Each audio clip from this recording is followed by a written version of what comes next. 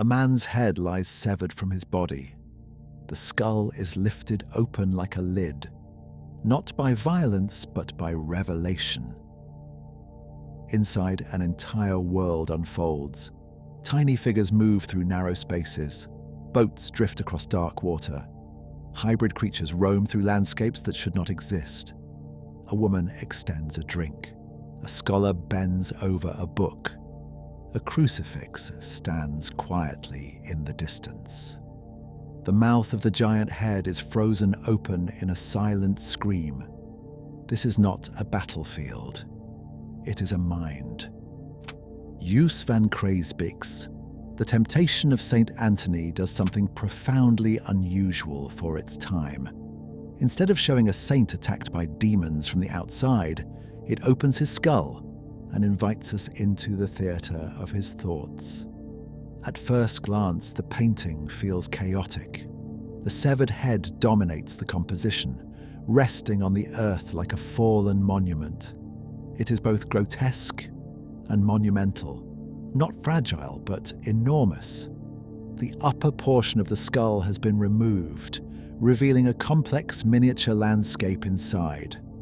The lighting is dim and earthy. Browns, ochres, and muted reds fill the space. The atmosphere feels smoky, almost suffocating. There is no divine light piercing the darkness, no dramatic rescue from above. Everything feels enclosed, interior, psychological. To the left side of the open skull, boats drift across water crowded with figures. They appear unstable, overloaded. Water in art often symbolizes transition, instability, the unconscious. These boats may represent thoughts in motion, ideas without anchor drifting between fear and desire. Closer to the mouth, small figures crawl in and out. The mouth becomes a threshold.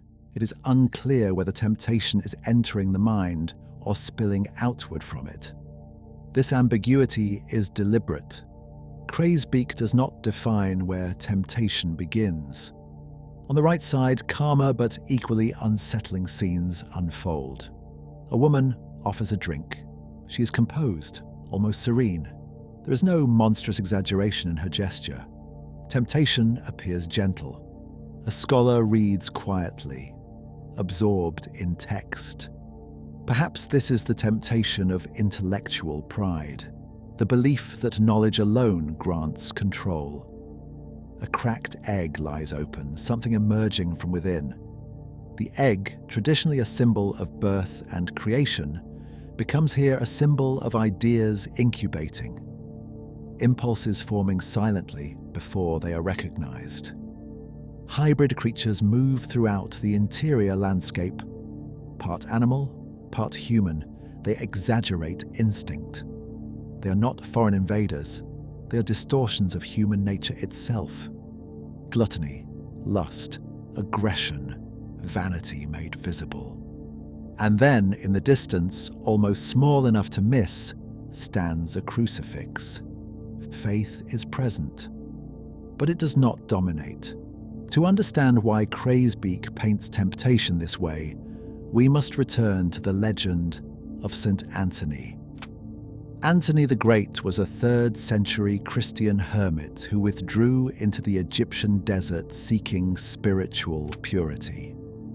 According to early accounts, especially the writings of Athanasius, Anthony endured violent hallucinations and temptations. Demons appeared in grotesque forms. He was offered wealth, pleasure, power. He was assaulted by doubt. The desert became a theatre of spiritual warfare. For centuries, artists were captivated by this story.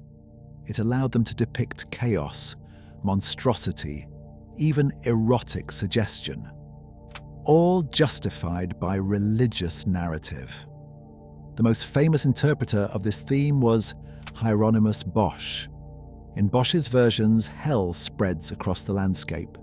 The world itself becomes distorted. Architecture bends. Creatures multiply across the horizon. Bosch paints a corrupted cosmos. Craesbeeck, working in 17th century Flanders, makes a radical shift. He compresses the chaos into consciousness. The world is not broken. The mind is. This shift reflects something important about the artistic culture of his time. Craesbeeck was associated with Adrian Brouwer, known for tavern scenes, peasant interiors, and raw depictions of human behavior. Craesbeeck himself painted musicians, drinkers, gamblers, moments where reason loosens its hold. He was fascinated by altered states, drunkenness, folly, excess. When we look at his tavern scenes, we see flushed faces, unfocused eyes, bodies leaning into indulgence. These are not heroic images. They are intimate studies of vulnerability. Saint Anthony becomes an extension of that fascination, but instead of alcohol clouding the mind, imagination does. The cracked skull is the painting's central metaphor. It transforms spiritual temptation into psychological revelation. The body is absent. Only the head remains. It suggests that identity resides in thought. The demons are not descending from above. They are forming within. This idea feels remarkably modern. Long before the vocabulary of psychology, Craesbeeck suggests that temptation is constructed internally. The battlefield is not geographical, it is cognitive.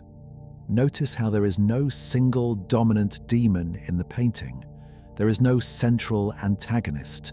Instead, there is multiplicity. Temptations overlap. Scenes compete for attention. This mirrors how the mind works. Desire rarely appears alone. It arrives in layers. One thought triggers another. One impulse feeds the next. The boats drifting across water may symbolize instability of attention. The scholar reading might represent the illusion of control through intellect. The woman offering drink embodies pleasure disguised as comfort. The egg represents ideas that hatch before we fully understand them. And the crucifix, placed quietly in the distance, suggests that faith does not eliminate temptation. It coexists with it. Temptation is loud. Faith is quiet. The scream frozen on St. Anthony's face is ambiguous. It could be fear, it could be agony, or it could be awareness. What if the scream represents the moment of recognition, the moment when the mind sees itself clearly, every impulse, every weakness, every constructed fantasy exposed at once? That clarity can be overwhelming. Isolation, which Anthony sought for spiritual purity, strips away distraction, but it also amplifies internal noise. Without the external world to focus on, the internal world grows louder. Craesbeeck may be suggesting that retreat does not eliminate struggle, it intensifies it. This painting endures because it transcends its religious narrative. Even viewers without theological interest recognize the experience it portrays. We know what it feels like to sit alone and feel the mind become crowded, to experience intrusive thoughts, to feel desires contradict our intentions, to sense that the imagination can build entire worlds without our consent. The open skull removes privacy. It externalizes what we usually conceal. Saint Anthony is not portrayed as triumphant, he is portrayed as conscious. And perhaps that is the deeper message. The mind may fracture into spectacle. Temptations may multiply endlessly, but awareness persists. In contrast to Bosch's apocalyptic landscapes, Craesbeeck's version is intimate. It does not overwhelm through scale. It unsettles through proximity. We are not observing chaos from a distance. We are placed inside it. The painting does not resolve the struggle. There is no final victory scene, no angel descending in radiant glory. Instead, there is tension suspended in time, and that suspension feels honest, because human struggle rarely resolves cleanly. Temptation returns, thoughts recur, desire reshapes itself. St. Anthony's open skull becomes a metaphor not only for spiritual warfare, but for consciousness itself. Fragile, fertile, capable of constructing both beauty and terror. The temptation of St. Anthony is ultimately less about demons and more about imagination. It suggests that the most dramatic landscapes in history are not deserts or infernal realms. They are interior. And perhaps that is why the painting still speaks to us, because centuries later, we still live inside minds that can feel overwhelming. We still navigate impulses that compete for control. We still wrestle with thoughts that seem larger than our bodies. Craesbeeck transforms a saint's legend into a meditation on being human. Saint Anthony does not conquer his demons with spectacle. He remains present among them.